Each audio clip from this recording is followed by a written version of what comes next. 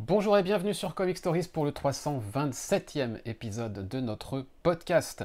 Un épisode enregistré comme d'habitude depuis quelques mois maintenant en direct sur Twitch. Si vous avez raté cet enregistrement, eh bien n'hésitez pas à nous rejoindre la prochaine fois. Ça vous permettra d'interagir avec nous en direct et de donner vos avis et vos commentaires sur les titres dont on parle. Je vais saluer les personnes qui sont avec moi aujourd'hui comme d'habitude, j'ai envie de dire. On va commencer par Boris. Bonjour à tous. Et on va terminer par Clément. Bonjour à tous. J'espère que vous allez bien, messieurs. Ça va. Parfait. Nous avons donc décidé que désormais les Comic Stories s'enregistreraient le premier week-end de chaque mois, ce qui nous permet d'avoir un espèce de calendrier fixe. Évidemment, dès le deuxième mois, cette règle va sauter, puisque en août, sachez-le, ce sera sans doute le deuxième week-end. Voilà. Mais on aura le temps de vous reprévenir. Et puis à partir de la rentrée, on va essayer de se fixer sur le premier week-end de chaque mois. En général, le dimanche matin, c'est pas mal. On va essayer. Oui, on va le faire, on va réussir. Il faut prendre des bonnes résolutions. Ce sera la saison 11 quand même. Puisqu'aujourd'hui, c'est l'avant-dernier épisode de la saison 10. C'est pas mal. On va commencer avec quoi? On va commencer comme d'habitude avec les news de Boris, qui nous a noté quelques petits trucs sur le conducteur, dont la moitié dont je n'ai pas entendu parler. Ah non, un truc, en fait. Ah bon? Un truc, pardon. Oui. Bah, tu exagères. Non, c'est alors quatre séries que j'ai notées à pas rater, ou des reprises, on va dire. Alors la première, c'est Fish Flies de... Comment s'appelle-t-il? Jeff Lemire. Oui. Donc c'est une nouvelle mini-série. Alors je ne sais pas si cette mini-série est d'abord sortie sur Substack, je sais pas ça. Si, je crois. Ouais. Si, ouais, donc là ça arrive chez Image.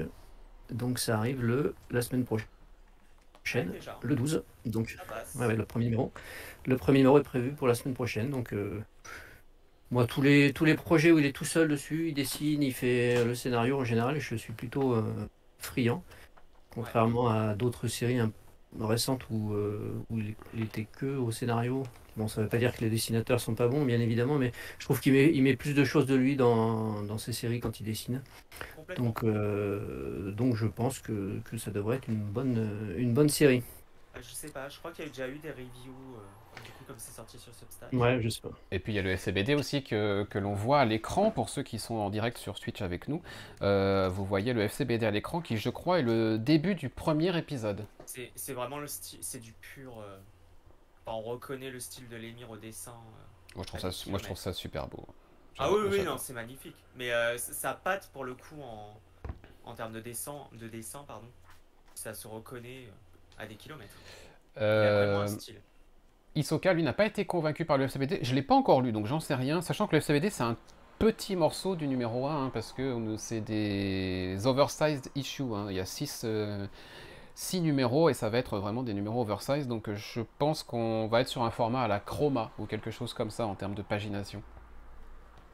Ou comment c'était la précédente, qui s'appelle Le Labyrinthe inachevé en Macebook. français. Macebook. Macebook, c'était aussi des issues, des singles doubles. d'une bonne cinquantaine de pages, ouais. Ouais. Puisque Ouais, Avec le prix, du coup. si on regarde la suite, on nous dit, voilà, giant sized, c'est même pas Ouais. extra size, je sais pas, c'est giant En size. 4 Ah, c'est 6 numéros. 6 J'allais numéros, dire ouais. 4, mais non, c'est 6. Voilà. Donc Bon, moi, ça moi ça me chauffe, hein, de toute façon. Ouais, moi aussi. Oui. Ouais, c'est précommandé, ça me chauffe. Donc bon, après j'imagine que ça arrivera. Si c'est de qualité, ça arrivera ensuite sans doute chez Futuropolis. Mais ça a déjà été, je crois. C'est déjà annoncé, il me semble. Ah bon? D'accord. Bah, j'ai Ouais. pas vu ça moi. Il me semble, et effectivement, je On crois est que en c'est train de Futuropolis. vivre un truc incroyable, c'est-à-dire que Clément a une news avant Ouais, t'as vu Boris. ça? T'as vu ça? Non, mais Écoute, j'ai vu ça passer, ouais. Ça se trouve il dit n'importe quoi. Donc Oui, Non, bon. non, je suis quasiment sûr pour le coup. On Ouais, en je vais reparle. dire des bêtises. je vais vérifier tranquillement pendant le Pour une fois, je dis pas le des bêtises. podcast. Quoi. Donc pour une fois, bon c'est bien, tu Ouais. reconnais un peu. Ouais. Ah, si, Alors, voilà. Si, tu vois, j'ai raison, ça va s'appeler Les Éphémères. ah Et ouais, ça c'est va vrai. bien être cet automne aux éditions Futuropolis. D'accord, et ben parfait. Bah écoute Dieu, bravo. En 2 tomes. Deuxième news, Boris. Ouais. Ah bah oui, forcément, si c'est 6 numéros géants, ils coupent en deux. Ouais, mais je crois que Mesbook c'était 6 aussi. Enfin, je sais plus, c'est pas grave. 5, bon. Ouais. Alors ensuite, la suite, c'est pas une nouvelle série, c'est New Burn qui revient au mois de juillet, là aussi. Alors le numéro 9 arrive le 26 juillet, et donc c'est reparti pour un nouvel arc. Donc on en avait pas mal parlé quand on avait fait les débuts, hein, en VO. On avait fait quelques reviews, on était moyennement convaincus. Et puis finalement, la relecture, moi j'ai tout lu d'un bloc quand c'est sorti en VF chez Urban, là, et c'est vrai que ça progresse, c'est meilleur vers la fin plutôt que le début, mais c'est quand même une bonne série, donc je vais reprendre en VO. Reprendre la suite. Voilà. Ensuite, celle dont tu n'as pas entendu parler, Mathieu, j'imagine. J'imagine aussi. C'est Enfield Gang Massacre. En fait, c'est That Texas Blood Ok. de Jacob Phillips et Chris Condom. C'est un nouvel arc qui se passe dans le passé au temps du Far West. Donc ils ont changé le nom. Donc, c'est pas le même nom, mais en fait c'est la même équipe et le même principe. Donc ils reprennent la suite. Donc série qui a été arrêtée en français, hein, au bout d'un tome, parce que ça n'a pas fonctionné, ce qui est bien dommage. Mais ça reprend donc en août en VO. Alors la date c'est le 9 août pour le numéro 1. Donc ça va être une mini-série qui va se passer dans le passé. Ok. Et enfin, pour finir, on a déjà parlé sur Twitch, mais on n'en avait pas parlé, nous, je crois, sur Comic Stories. C'est la nouvelle mini-série de Ramvé et son compère. Donc j'ai encore oublié le nom. À chaque fois, c'est pareil. J'en parle, j'oublie le nom. Kumar? Non, Anan Derkay? Non, pas je trouvais. Philippe et Andrade, voilà. Merci. Ah bah oui, alors c'était encore un autre. Bah oui, c'était. Non, mais j'arrivais pas à retrouver.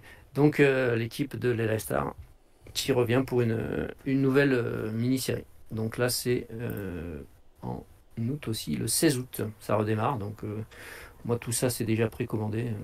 Évidemment. Les yeux fermés, diront. Évidemment. Alors Kisoka nous précise que les numéros de Fish Flies feront 56 pages. Ouais, bah voilà. Donc on est sur 350 pages à peu près d'histoire. Donc Futuropolis nous avait habitués pourtant à de gros bouquins parfois, donc ils auraient presque pu le faire d'un coup. Mais bon, je pense qu'on surfe aussi un peu sur Jeff Lemire et c'est logique de... Ouais, sûr. Oui, c'est ça, le truc sur la gastronomie indienne, comme tu dis, très bien. Avec Hisoka. si j'ai bien compris en plus, hein, sur le truc de Ramvé là, avec un numéro 1 apparemment fait avec du papier spécial ou un truc comme ça. Enfin, j'avais vu un article passer dessus.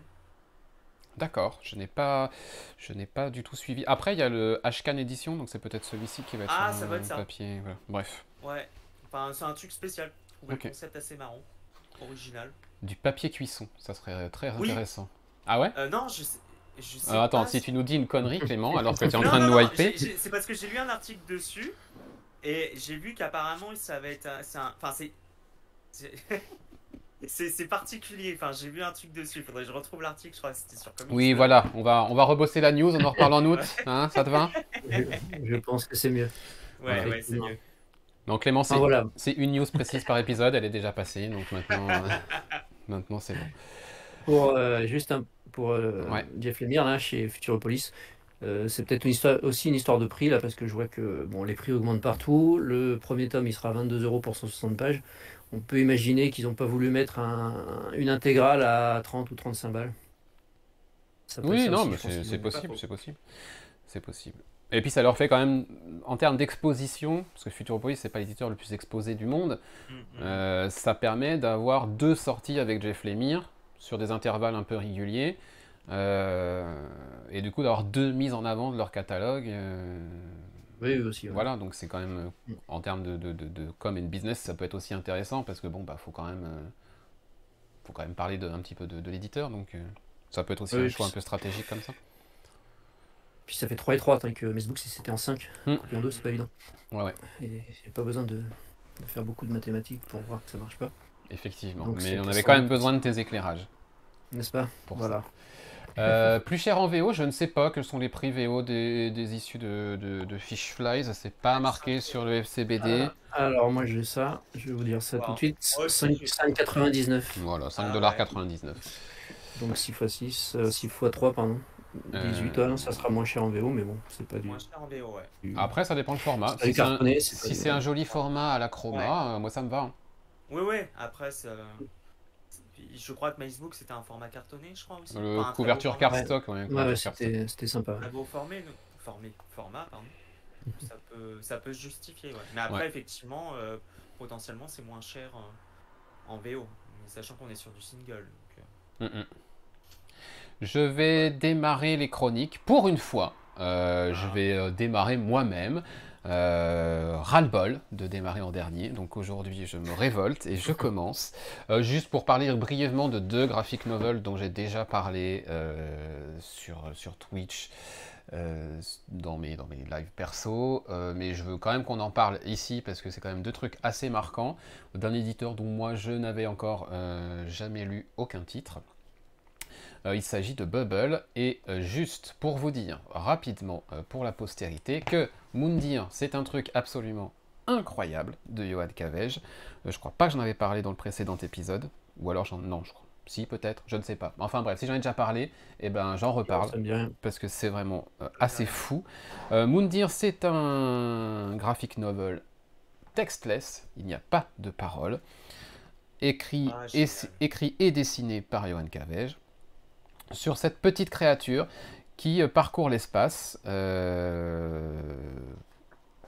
poursuivie par une autre créature, et qui essaye visiblement de protéger un œuf. Donc on va suivre son périple à travers l'espace, cette espèce de course-poursuite.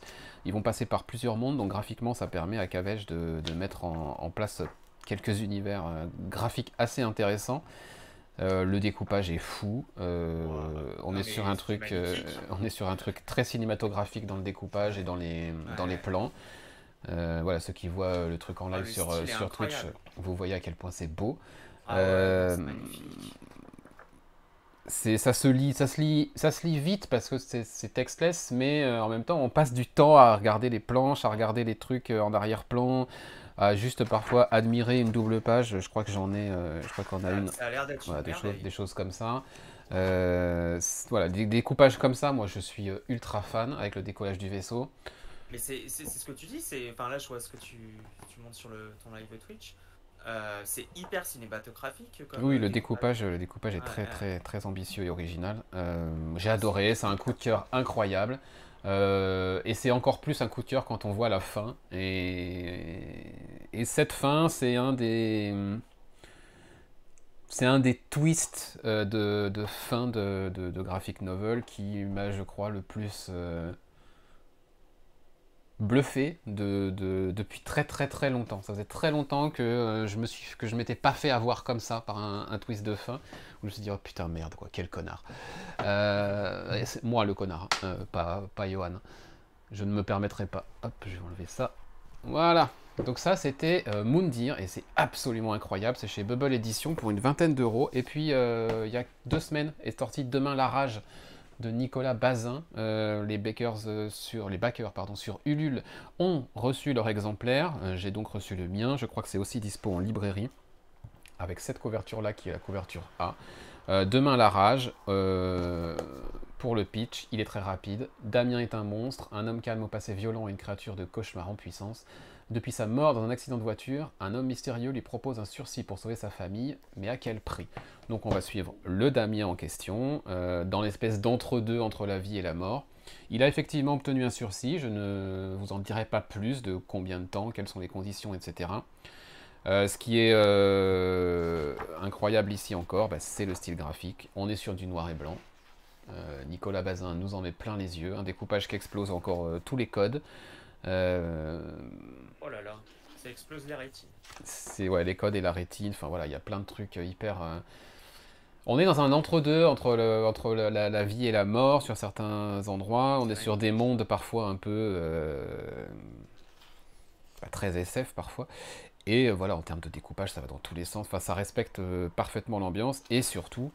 on va découvrir Damien, on va découvrir pourquoi, comment il est mort, pourquoi il a eu ce sursis, quelles sont les vraies raisons de tout ça, pourquoi on nous dit que c'est un monstre, et effectivement c'est une sacrée pourriture ce type-là. Mais pourtant voilà, il y a un côté un peu même dérangeant parfois dans la lecture parce que parce qu'on suit Damien et que, comme on le suit sans savoir trop ce qui lui est arrivé, on a cette espèce d'empathie pour lui et on découvre plus tard ce qu'il a fait. Et là, on se pose beaucoup de questions. On se pose beaucoup de questions sur le fait qu'on ait pu apprécier un type comme ça pendant quelques pages. C'est assez dérangeant, c'est graphiquement incroyable. Moi, je vous le conseille aussi. Voilà, c'est 2 graphic novels chez Bubble Edition. Les albums sont bien foutus. Et vous en aurez largement pour votre temps et pour votre argent. Voilà. Ça, c'est dit. On va continuer. Et dans ma pile, là, tout de suite, le premier titre que j'ai sous les yeux, je vais donner la parole à... on a les 3 le titre en commun. Boris l'a mis en premier dans sa liste. Donc ce sera Boris qui ouvrira les hostilités sur Junkyard Joe, numéro 6. Eh bien, allons-y. Donc, dernier épisode de la mini-série qui arrive à l'automne chez Urban. Donc, on va conclure cette aventure dans ce dernier épisode qui, alors, si on reprend, il était Junkyard Joe, enfin Joe et son créateur, on va dire, étaient poursuivis par d'étranges militaires qui veulent récupérer Joe. Voilà, en gros, on était un peu là-dessus, hein, et donc, à l'aide de la famille qui habite juste en face de chez lui, ils essayent de s'enfuir. Et donc, on va voir un petit peu ce qui leur arrive. Alors, je dirais que pour moi, c'est sans doute l'épisode le moins surprenant et celui qui m'a moins séduit de la série. J'ai trouvé que ça manquait un petit peu d'originalité et de surprise. Voilà, on retrouve cette ambiance, les personnages qui sont toujours bien écrits et auxquels on s'est attaché pendant les 5 premiers numéros. Mais j'ai trouvé que le déroulé de cet épisode était sans surprise, quoi. C'était un peu trop action classique. Même ce qu'on découvre sur le personnage qui serait à l'origine de... Il n'y a pas grand-chose d'original, quoi. C'est un peu bateau, on va dire. Donc je me suis pas ennuyé, je ne vais pas dire que c'était mauvais, hein.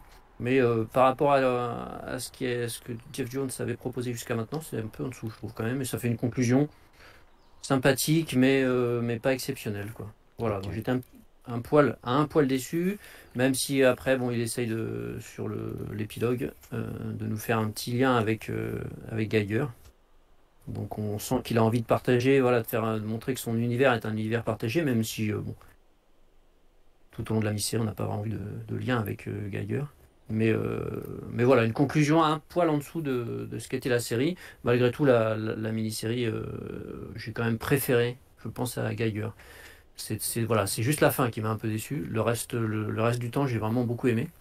Et Geiger avait été un peu plus en dents de scie, avec des hauts débats de façon un peu plus régulière.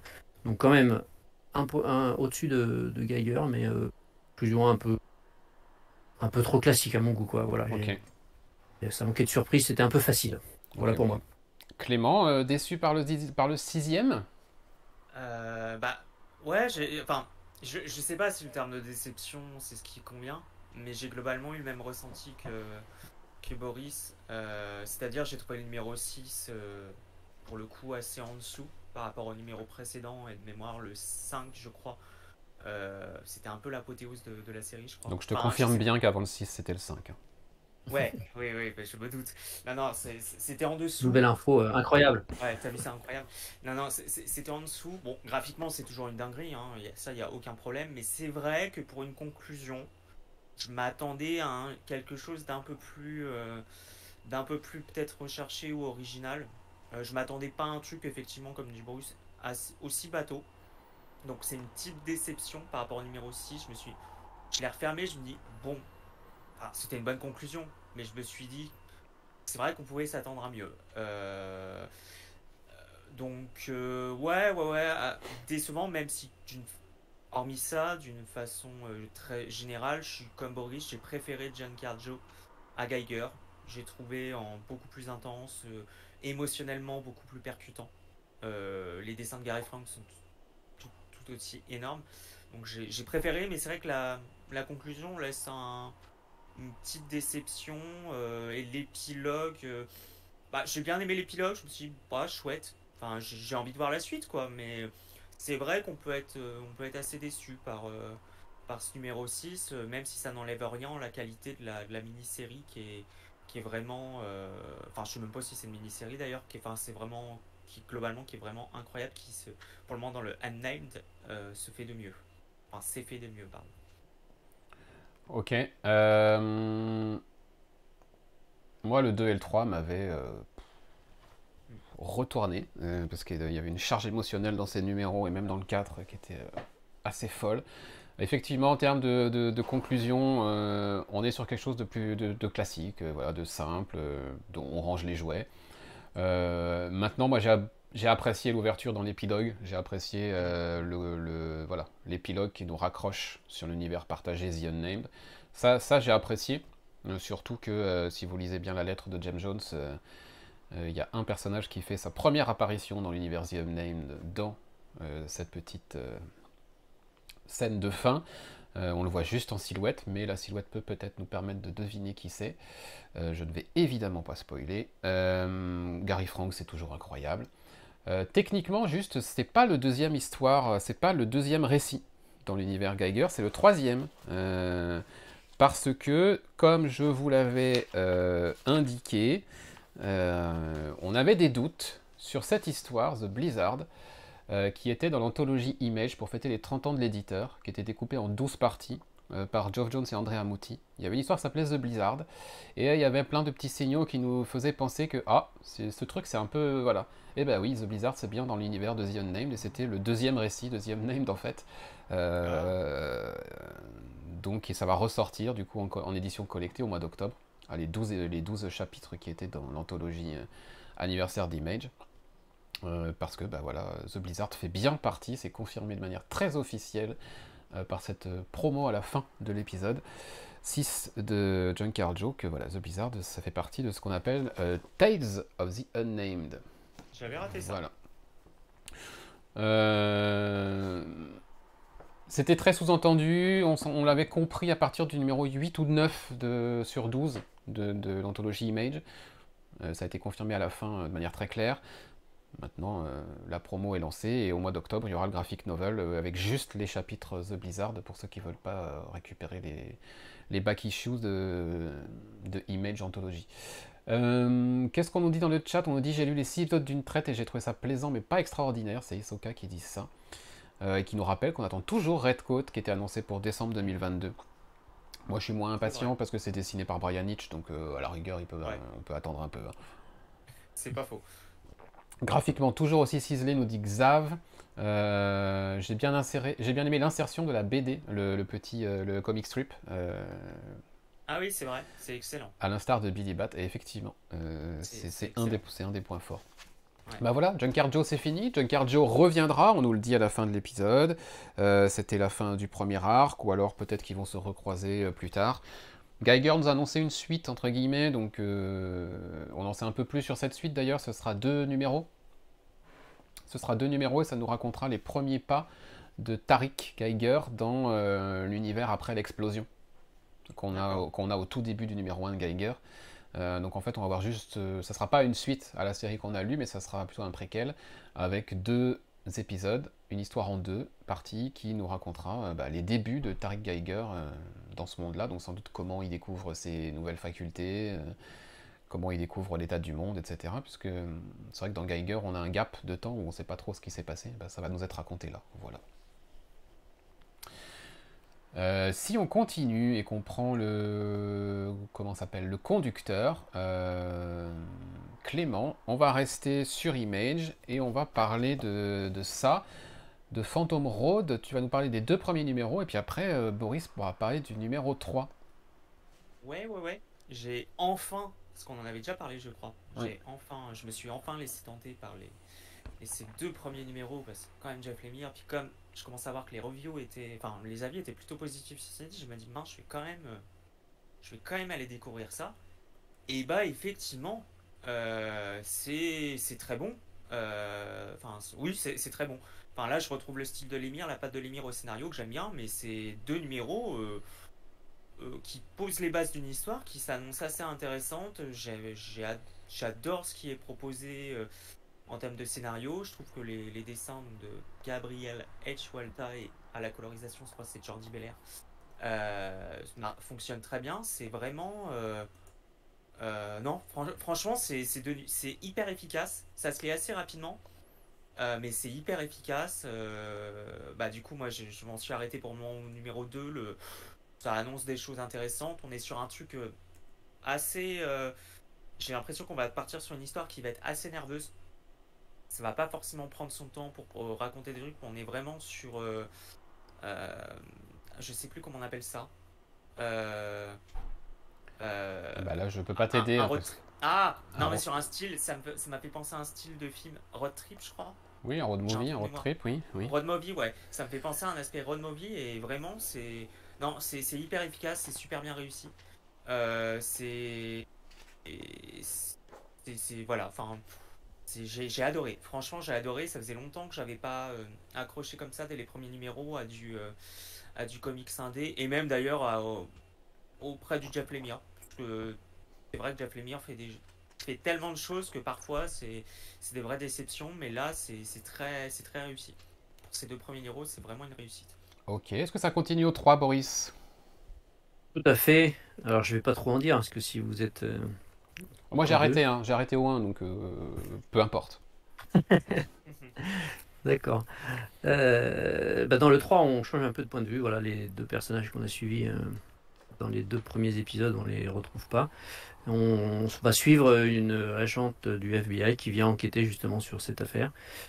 Et on va découvrir que bah, elle a peut-être des liens, elle aussi, avec tout ce monde étrange, ce double univers, on va dire. Et franchement, c'est peut-être l'épisode que j'ai préféré. Il y a un vrai côté polar dans ce troisième épisode. Euh, donc non, non, ça continue. Moi, j'avais bien aimé aussi les deux premiers et le troisième est au moins aussi bon, voire meilleur.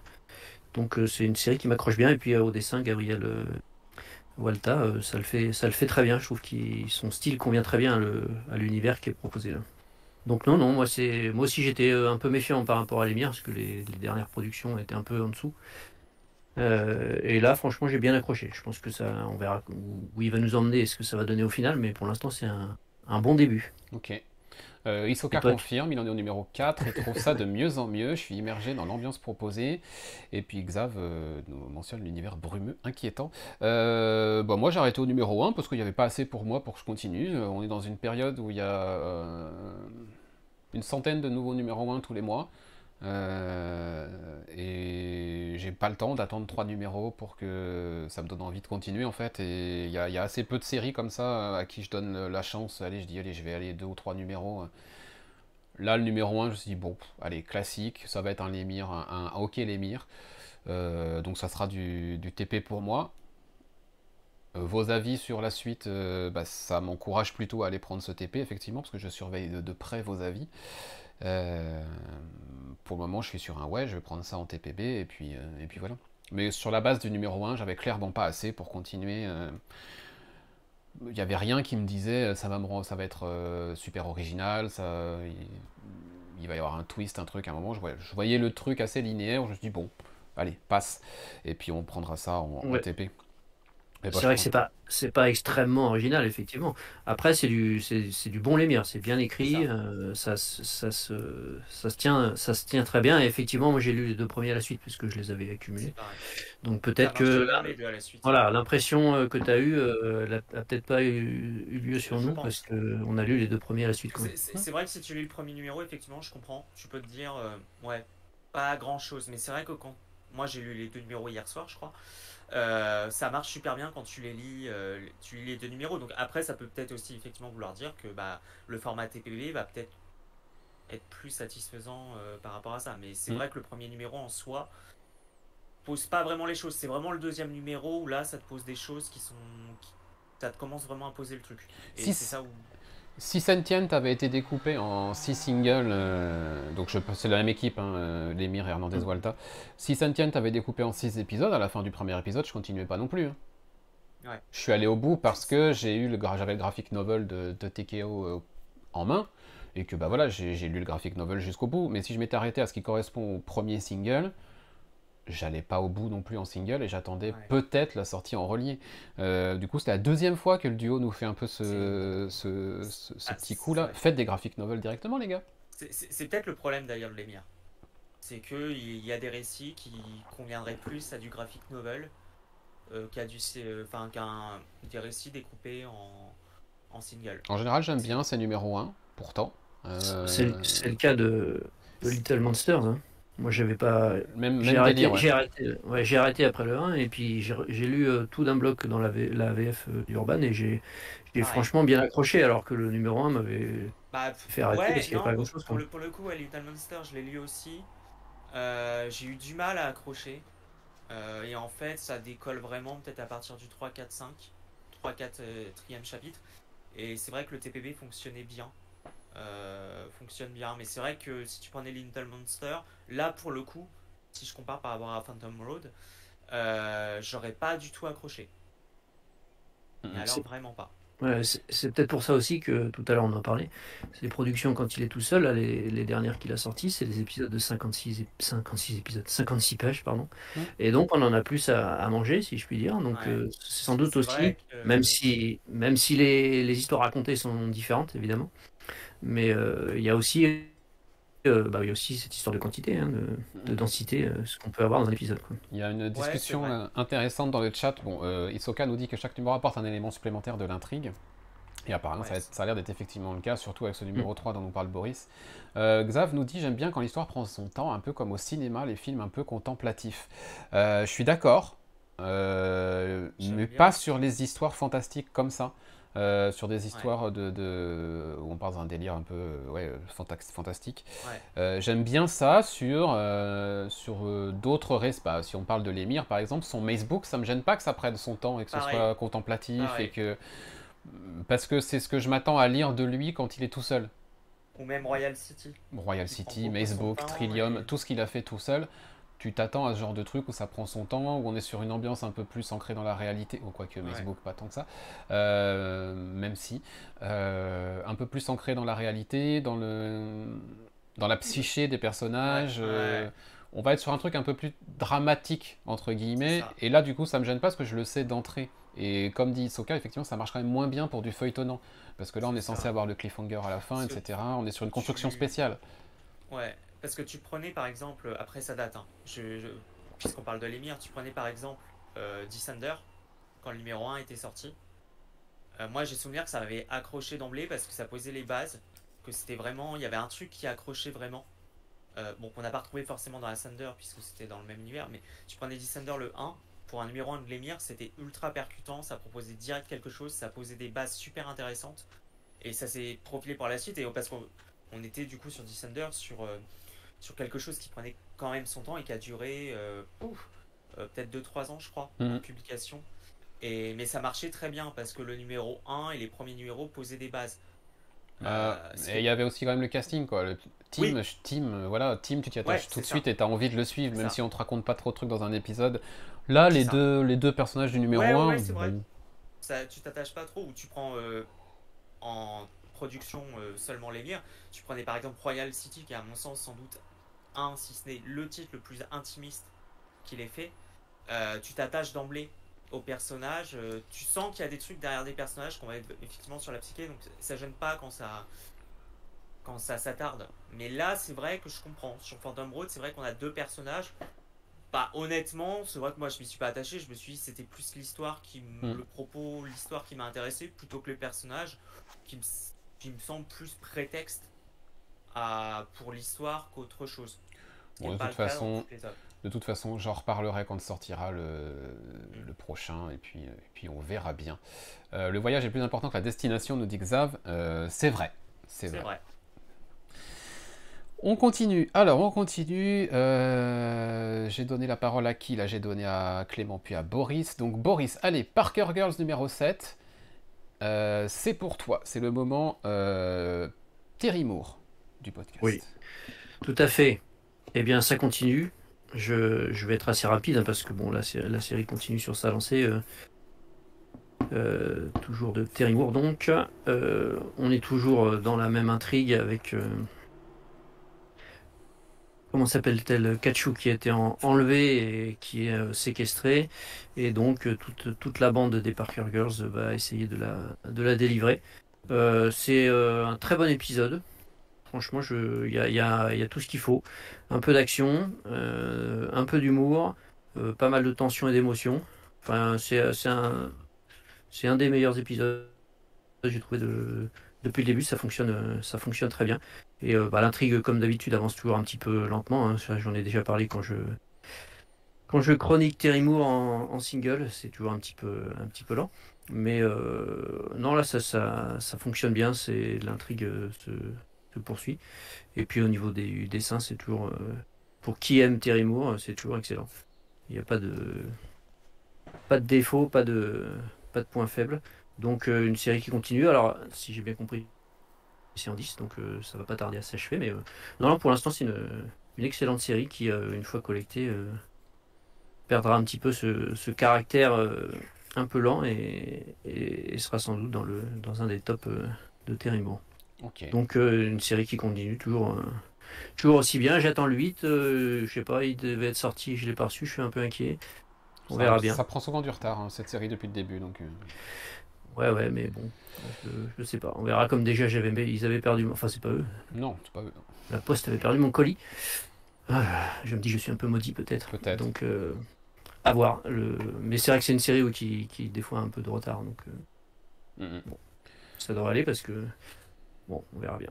Mais sinon, non, je conseille toujours. Alors, évidemment, faut être un peu amateur du scénariste, de l'artiste, mais c'est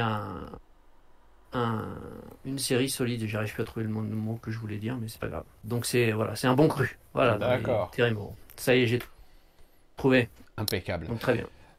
Je vais donc reprendre et poursuivre par un petit souvenir de Paris Fan Festival, une discussion que j'ai eue quand j'ai passé un moment avec Alvaro Martinez, qui me parlait de la suite de Nice House, mais ça on en parlera plus tard, hein, c'est pas le moment, mais qui me parlait du nouveau projet de Tynion en me disant écoute, j'ai lu le numéro 2, j'ai lu le premier numéro, j'ai vu un peu le script pour la suite et tout, donc c'était 2 mois avant la sortie. Je ne veux plus me trouver seul dans une pièce avec ce mec, il est complètement taré. Et puis il m'avait raconté un petit peu voilà, ce qui se passait dans le numéro 1, mais tant que je l'avais pas lu, bon. Du coup je l'ai reçu, je l'ai lu, le numéro 1 on parle de World Tree, son nouveau récit avec, comment s'appelle ce... Fernando Blanco. Donc je savais ce qui se passait dans ce numéro, du coup, puisque Alvaro Martinez m'avait un petit peu spoilé le contenu, ce qui ne m'avait pas dérangé. Maintenant je l'ai vu, je l'ai lu de mes propres yeux, et effectivement, James Tynion Ford est cinglé. Il se passe des trucs dans sa tête. C'est assez effrayant. Là, on est dans un récit de science-fiction, a priori, purement horrifique, de l'horreur psychologique, de l'horreur visuelle, graphique et tout ça. On est dans la lignée de ce qu'il a pu nous faire en termes de lancement de série. Something is Killing the Children. Le numéro 1 m'avait marqué à peu près de la même manière. Je m'étais dit, wow, ok, ce type est un peu fou, ok, mais ça a l'air super bien. Je veux lire la suite. Là, ce type est encore plus fou. Je pense qu'il a vécu des trucs récemment qui l'ont fait un peu vriller pour qu'il raconte ça. Mais j'ai autant envie de lire la suite qu'à l'époque de Something. Graphiquement, ça marche très bien. Alors j'ai juste un petit problème avec le contenu du numéro, c'est que la personne qu'on voit en couverture est la plupart du temps complètement nue dans l'épisode. On est sur Twitch, donc je vais tourner les pages avec précaution pour pas avoir de problème, parce qu'il y a vraiment des pages full frontal en pleine page, donc je fais attention à ce que je montre. Voilà, cette double page là, elle vous résume un peu le délire. On est sur ce qui s'appelle l'Undernet, donc l'Undernet, un peu un équivalent du Dark Web dans cet univers-là, hein, je pense, mais sauf que cet Undernet, on comprend assez rapidement que il est doté de capacités. On est entre un Undernet un peu à la Mindset, le récit de Zach Kaplan, et un réseau internet qui serait capable de penser par lui-même, d'insinuer des trucs. Enfin, c'est pas très clair encore, Mais en tout cas, ça déclenche des trucs très sanglants, des bains de sang. Des personnes sont sous influence de ce truc-là. Je suis à la fois cryptique pour pas spoiler et en même temps, dans le numéro 1, on ne sait pas encore forcément tout ce que j'avais eu comme info avant. Donc, bon. En tout cas, il y a un gamin qui va tuer 60 personnes. Comme ça. Ok, d'accord. Au couteau, dans un quartier. Il va aller de maison en maison et il va buter au couteau 60 personnes. Un peu zombifié par cette histoire, par cet undernet, par quelque chose qui semble manipuler, on ne sait pas trop. Et puis on va rencontrer surtout Ellison, qui est son grand frère, qui est sur la route pour aller justement retrouver son petit frère. Ça fait un petit moment qu'il ne l'a pas vu, etc. Donc il est content, il va lui présenter sa copine. Sauf que sur la route, la copine en question va sur le compte Instagram du gamin et tombe sur les news, etc. et découvre ce qu'il a fait la matinée même. Et du coup, le voyage change complètement pour eux. Ils ne vont plus voir ils ne vont plus voir le petit frère d'Ellison à la maison pour passer un bon moment. Ils vont voir le petit frère d'Ellison au commissariat et essayer de comprendre ce qui lui a pu lui passer par la tête pour buter 60 personnes au couteau comme ça dans un quartier, son quartier a priori même. Voilà. L'Undernet est ultra mystérieux, l'organisation derrière tout ça est ultra mystérieuse, cette personne est ultra mystérieuse, celle qu'on voit en couverture. Mystérieuse et complètement dérangeante et flippante. Le twist final est... Wow, ok. On tient sans doute le Something is Killing the Children pour adultes avec ce numéro 1. Voilà. Donc, assez incroyable. Ça faisait longtemps que Tiny Form m'avait pas fait bugger comme ça sur un numéro 1. Ces derniers numéros 1 n'étaient pas forcément incroyables. Là, ça y est, il est revenu en forme, le pépère, et je pense qu'on n'a pas fini d'être effrayé par ce personnage. Je ne sais pas si vous l'avez lu. Non. Non. Non, Ok. parce que j'ai loupé le coche. Et pour retrouver... Enfin, pour le moment, je regardais, c'est pas trop dispo en préco. Non, c'était sold out le numéro 1. Ouais, c'est pour ça. Il y a un second print qui arrive, en même temps que la sortie. Déjà, ouais, mais les précos sont pour le moment terminés. Donc, il y aura sans doute un third print. Il y en a un, mais aussi les précommandes sont clôturées aussi. D'accord. Bon, peut-être en Donc, TP. Ouais, je pense que je vais me limiter, attendre le TP, mais ça donne envie, effectivement. À l'air de partir sur d'excellentes bases. C'est un sacré délire ce truc-là. J'ai hâte d'avoir le numéro 2 dans la main. Voilà. Ça s'appelle World 3. On continue avec allez, Clément, parce que c'est toi qui as la plus longue liste, évidemment. On va parler d'un truc que tu découvres après tout le monde, mais en même temps, c'est le moment ou jamais pour le découvrir. On en a assez peu parlé sur Comic Stories et sur nos comptes perso avec Boris, sur un tout petit truc pas très connu, ça s'appelle Do a Power Bomb.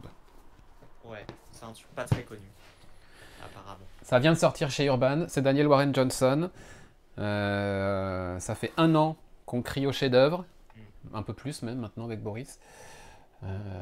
Enfin, le monde des francophones peuvent le découvrir. Et enfin, Clément a pu le découvrir. Ouais. Enfin, ouais. Comme tu dis. Et alors, suspense. Est-ce que j'ai eu ou pas? T'as intérêt. Évidemment que oui. Effectivement, c'est un chef-d'œuvre. Tu l'as terminé, ça y est? Je l'ai lu j'ai dû le lire en 2 jours. D'accord. À peine. Enfin, en essayant de prendre mon temps, mais bon, en réalité, j'avais essayé de le finir pour enregistrer le podcast qu'on était à la base la semaine dernière, mais je l'ai terminé et c'est une dinguerie sur tous les plans. Enfin, au niveau des dessins, c'est incroyable, c'est monstrueux. Quand bien même le catch est pour moi quelque chose qui m'intéresse absolument pas. Pareil. Mais les planches sont incroyables et en fait, ce qui m'a le plus surpris, c'est l'histoire. Parce qu'honnêtement, j'avais eu le truc, je savais pas trop à quoi m'attendre. Même si j'avais cru comprendre qu'il y avait une dimension de fantastique. Et à la fois, j'ai été surpris par la façon dont la dimension fantastique a été amenée et surtout par le fond du propos, qui est plus fin, plus subtil à ce à quoi je m'y attendais. Et j'ai trouvé ça très touchant et super bien écrit. Parce que la manière dont c'est amené, c'est génial. Et en fait, je crois que c'est dès le premier chapitre, dès la fin du premier chapitre, t'as une révélation qui fait ok, d'accord, j'ai envie de lire la suite. Mm. Et c'est incroyablement fort. Et même la fin, même la conclusion de cette œuvre-là, enfin, c'est très fort. C'est vraiment c'est une réussite en tout point. Et, ça m'a, enfin ouais, ça m'a bluffé. Ça fait longtemps que j'avais pas eu un coup de cœur comme ça sur une œuvre qui se lit en un seul tome. Quand même le souligner parce que c'est vrai que des fois il y a pas mal de choses qui sont de l'ongoing ou tu dois lire en plusieurs tomes. Là non, tu sais que c'est en un tome et ça marche du feu de Dieu quoi. C'est une réussite mais dans tous les points. L'écriture de Daniel Warren Johnson est incroyable, les dessins aussi. Enfin c'est un bijou. C'est un bijou. Et alors, faudra m'expliquer un truc parce que je crois qu'au Eisner c'est nommé, mais j'arrive pas du tout à comprendre pourquoi nommer si je dis pas de bêtises, dans la catégorie. Jeunes adultes, c'est adolescents plus, Ouais, enfin je voilà, comprends pas. ça c'est ce qui correspond au young adulte en littérature, en roman, D'accord. cette catégorie-là. Ça peut se comprendre parce que c'est le récit initiatique aussi de cette gamine de Lona, Ouais. D'accord. qui va marcher sur les pas de, qui va marcher sur les pas de son père, à la recherche de la mémoire de sa mère Ouais. aussi. Enfin voilà, Ouais. il y a aussi le récit initiatique de cette gamine-là. Ouais. D'accord. Ça C'est c'est assez intéressant. surprenant, effectivement. Je l'aurais pas Mhm. forcément mis dans cette catégorie-là, mais ça Moi non plus. peut se comprendre. Ça Oui, peut, oui, ça voilà. peut se comprendre, mais c'est Mais vrai ça que aurait mérité une c'est. meilleure exposition que cette catégorie qui est, on va pas se Je mentir, trouve. un peu plus secondaire.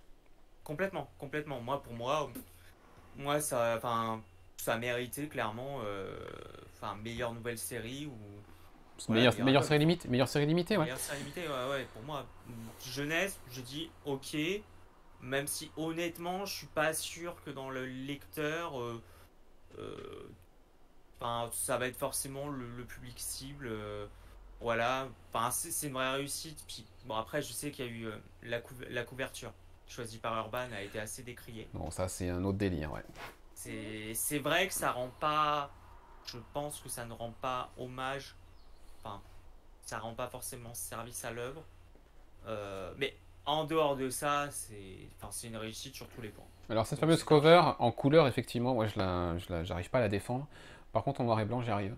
Parce que Ouais, ouais, en noir et blanc, les ouais. éditions noir et blanc d'Urban sont toujours voilà, des partis pris aussi. Les covers sont rarement celles qu'on a l'habitude de voir. Donc elle marche bien cette couverture en noir et blanc. En Mhm. couleur, c'est plus délicat carrément. C'est Il y ça. avait des trucs bien plus iconiques. Après voilà, la nomination aux Eisner, c'est aussi un moyen de la part du jury entre guillemets de s'assurer qu'ils en obtiennent bien un dans une catégorie où Mhm. la concurrence, bon, a priori, bah, il n'y a aucune raison que Duo Powerbomb ne le remporte pas dans cette catégorie-là. Et puis ça envoie le message aux jeunes lecteurs, aux ados, aux jeunes adultes, bah voilà, vous avez ce récit-là qui existe et qui traite aussi de questions comme le deuil et des choses comme ça, donc Mhm. ça peut peut-être vous accompagner sous prétexte de grands spectacles de catch et compagnie. Vous avez quand même quelque chose dans le registre du deuil et tout ça qui peut vous parler. Complètement. Donc voilà, pourquoi pas, pourquoi pas. Hop, je le mets derrière moi. Et on enchaîne avec Boris, qui va nous parler, quant à lui, de The Great British Bump Off. Revenons à la pâtisserie. Voilà. Donc c'est John Allison, Maxarine. Donc, j'avais déjà parlé du premier lors de sa sortie. Donc c'est un mélange de show TV autour de la cuisine et d'enquête policière, puisque un des participants a été assassiné par quelqu'un. Et donc la jeune héroïne que l'on suit, et dont j'ai oublié le nom, évidemment. Shona, Comment tu as dit? Shona. Shona, oui, tout à fait. Continue C'est elle. tout en essayant de participer au concours. Bah, c'est toujours aussi fun, hein. C'est à la fois drôle, c'est plein de réparties et d'humour qui fonctionne très bien, plein d'ironie. Et puis, bon, l'enquête avance doucement, hein, soyons honnêtes, hein, c'est pas l'essentiel de la série. Donc, et puis Max Harine au dessin, c'est toujours excellent, hein, elle maîtrise tout à fait le Ouais. caractère humoristique et ironique du scénario et de l'ambiance. Donc non, je prends toujours plaisir à lire. Alors moi j'ai toujours pas un souci, mais c'est que bon, comme c'est prévu en 4 évidemment, en termes de densité et d'importance par rapport à Giant Days évidemment dessous. Mais voilà, on aimerait que ça soit une histoire plus longue, plus dense, qui dure quoi sur la longueur. Là en 4 ça va être un peu court, mais sinon c'est toujours un plaisir à lire à chaque épisode, même si ça avance relativement doucement quand même. Je pense que l'intrigue policière finalement ne va pas être si importante que ça va être plutôt l'ambiance, l'humour et les différents personnages croqués par John Allison qui vont rester en mémoire. Rappelle-toi de Wicked Things qui était sorti chez Boom, cette série en 6 qui Ouais. était pareil, une enquête, voilà, où au départ, bon. Et l'enquête s'accélère vachement dans la deuxième moitié et on la boucle quand même, au final, cette enquête. Ouais. Donc, moi Bon. j'ai le numéro 3 Oui, oui. j'ai le numéro 3 sous les yeux, D'accord. je l'ai encore pas lu, mais je serais pas surpris que la partie enquête décolle vraiment dans le numéro 3 et 4 et le rythme va s'accélérer. D'accord. C'est pas impossible.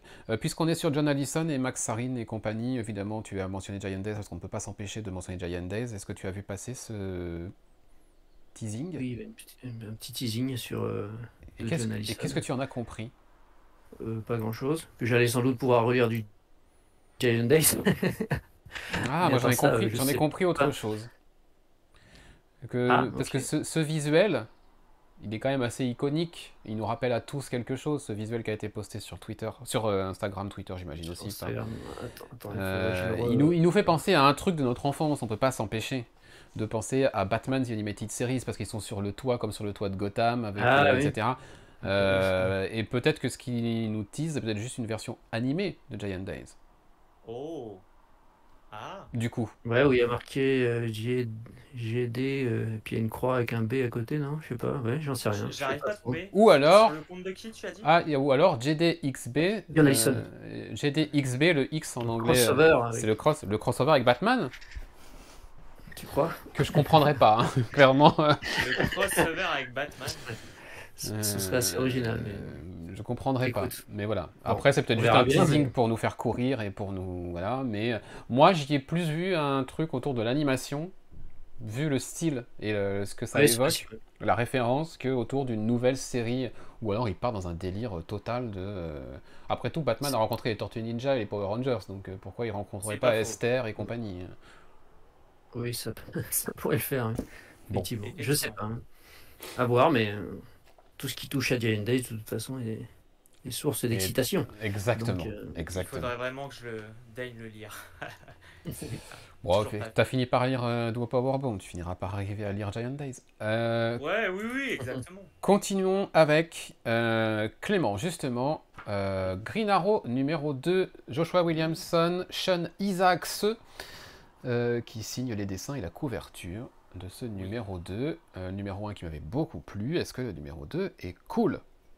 Alors, le numéro 1 m'avait beaucoup plu aussi. J'avais accroché, ça trouvait. Pour le coup, c'était très efficace pour poser les bases. T'avais la Green Arrow Family. T'avais voilà, des bases certaines. En plus, ça fait longtemps moi, que j'avais pas lu du Green Arrow. Même si je crois qu'on en avait parlé que le run précédent était plutôt très bon, je crois. Enfin, bon, de ce que vous m'aviez dit. Ah oui, moi j'ai bien aimé Euh, Ben Percy. ouais, je connais pas du tout. Donc, du coup, ça faisait longtemps que j'étais pas venu. Mais là, Williamson, je me dis, bon, ça peut être bien. Premier numéro bien. Et le deuxième numéro, bah, j'ai passé une super bonne lecture. Dynamique, on avance dans l'histoire. Je suis curieux de voir où va nous amener Williamson, parce que pour le moment, il a un parti pris qui est, voilà, enfin, pas, je spoilerai pas, mais par rapport notamment au personnage d'Oliver Green Arrow, mais il a fait des choix. Enfin, j'ai pas, je suis assez évasif parce que j'ai pas trop envie de spoiler, mais c'est efficace, ça donne envie de lire la suite. Pour le coup, c'est assez lié c'est sans doute un des seuls titres d'ailleurs, je trouve, qui est lié de près ou de loin à la crise, où il y a un impact direct de la crise. Euh, et donc, non, franchement, c'est efficace, les dessins sont excellents. Euh, Très curieux de voir où ça va nous amener. Et je mets toujours une pièce que ça va. Je crois que la série est annoncée pour être limitée en 12. À mon avis, on est parti pour que ça soit une ongoing. Ouais, J'ai un peu du possible. mal, quoi. C'est possible. Mais c'est efficace. C'est efficace. Moi, j'ai envie de lire la suite. En tout cas, heureusement que Williamson référence sa propre Ouais. Crisis. Si lui ne le fait pas. Ouais, complètement. Boris, t'as lu le numéro 2, tu partages le Oui, fait que c'est sympa? oui, c'est sympa, c'est le mot. C'est-à-dire que c'est pas un coup de cœur, mais c'est suffisamment intriguant. Il y a des choses. Alors j'ai un peu de retard moi sur la crise précédente. Je suis en Mhm. train de la lire parce que le gros tome d'Urban avec tous les épisodes en plus, tout ça, ça m'avait un peu refroidi et finalement je crois que je vais me concentrer juste sur la mini. Ouais. Ça suffira largement. Donc je rattrape ça et sans doute que je vais comprendre deux trois trucs que je saisis pas forcément dans l'épisode. Mais mais non, déjà au niveau des dessins, je trouve que ça le fait carrément. J'aime bien ce qu'il fait, le fameux Isaac C. Ouais. Et puis bah oui, c'est solide, il y a de l'action, il y a du mystère. On se demande un peu ce qui lui arrive à ce brave Green Arrow, parce que voilà, on se demande un peu où il est, ce qui se passe. Il utilise bien les personnages du cast autour là. Donc non, une bonne série, sympa à suivre. Effectivement, je pense que si on lui laisse un peu les mains libres et qu'il a plus que 6 épisodes ou même 12, il peut arriver à construire quelque chose de vraiment intéressant. On se souvient ce qu'il a fait sur Flash, c'était quand même solide pour un bon paquet d'épisodes. Donc si on lui laisse un peu les mains libres et que la série fonctionne, parce que c'est de toute façon ça qui en général détermine la longue vie d'une série, je pense qu'on peut avoir quelque chose de vraiment sympa. Et puis c'est quand même un personnage souvent maltraité, on va dire. Complètement. Donc si il pouvait nous permettre d'avoir un run solide, un peu long, de qualité, ça pourrait être bien sympa. Pour l'instant, c'est agréable. Mhm. Donc c'est un bon mix, c'est une bonne série de super-héros, quoi. Ok, parfait. On va continuer et on va peut-être accélérer un poil le rythme. Tu disais que Joshua Williamson référençait la Crisis et que c'était peut-être le seul. Je pense que tu as oublié au moins 2 séries qui le font aussi. Parce qu'il y en a un autre qui joue le jeu, c'est Tom Taylor. C'est vrai, non, t'as raison. Et on va parler du diptyque, parce que pour moi, on est sur un diptyque. Nightwing 104. Titans numéro 1. Nightwing 104, Tom Taylor, C.S. Pacat et Travis Moore. Titan numéro 1, Tom Taylor et Nicolas Scott. Le 104 de Nightwing conclut l'arc qui a commencé au numéro 100 avec ce chouette costume. Vous découvrirez pourquoi il a ce chouette costume en lisant cet arc qui se termine. On conclut l'arc avec du coup entre autres Néron, mais surtout les Titans. Qui sont la nouvelle grande force après la Crisis, qui sont l'équipe a priori à mener peut-être à construire une nouvelle version de la Justice League, ou bref, en tout cas c'est ce qui a été demandé à Nightwing, de prendre le relais.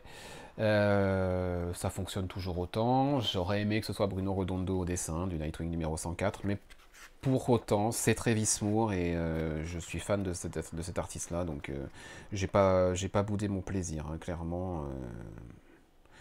C'est quand même très beau. La couverture de Redondo est cool. Voilà, une bonne petite fin d'arc qui ouvre sur un mystère assez intéressant autour de Raven. Mystère qui sera sans doute développé non pas dans la série Nightwing, puisque ça m'étonnerait que, voilà, mais évidemment dans Titan, parce qu'on nous dit To be continued in Titans numéro 1. Donc là, on joue clairement le jeu de l'arc qui sert de backdoor pilot, comme on aurait dit dans le terme de la série télé. Redondo de retour sur le numéro 105, oui, cool, effectivement. Et puis on a Titan numéro 1 derrière, avec cette couverture qui nous présente toute l'équipe. Un événement assez plus que surprenant qui se produit au tout début du numéro 1 et qui nous est confirmé ou pas à la fin du numéro 1. Je ne vais pas en dire plus et je ne vais pas montrer du tout cet événement à la première page. Il y a juste un truc qui m'a dérangé dans le numéro. C'est Nicolas Scott. Les dessins sont très chouettes, mais son Garfield a un truc auquel je m'accroche. Enfin voilà, le visage de Gar, ça me va pas. Enfin moi ça me dérange. Je suis d'accord. Et c'est pareil dans le numéro 2. Le visage m'a fait tiquer aussi. Voilà, Tempest est incroyable, Nightwing, voilà. Les dessins sont incroyables. Ils ont tous des superbes visages, graphiquement c'est fou, mais Je trouve que Beast, enfin Garfield, parce que quand il est en mode humain, ça passe pas. J'y arrive pas. Numéro introductif, on s'installe dans la Titan Tower, sous les vivas de la foule, à Blue Devon. Il y a un truc qui va se passer, je crois que c'est Giganto. Je vérifie. Titano, pardon. Voilà. Titano qui attaque une centrale nucléaire. On comprend rapidement que, bon, voilà. Il n'a pas fait ça tout seul. Et surtout, on croise Peacemaker. C'est vrai. On croise Peacemaker. Et ce qui nous était annoncé dans le fascicule qui était spécial Dawn of DC, que j'ai ici, le Dawn of DC Primer, on suivait Amanda Waller, qui justement était en train de sans doute fomenter quelque chose avec Peacemaker, avec son équipe et compagnie. On se dit, et si c'était elle la prochaine antagoniste de l'histoire, ou en tout cas elle a l'air de cacher beaucoup de choses et de préparer des trucs pas très cool. Ça a l'air de nous être confirmé dans ce numéro de Titans. Bonne introduction, numéro sympa. Maintenant il y a cet événement surprenant dont je n'ai encore rien dit et dont je ne dirai rien.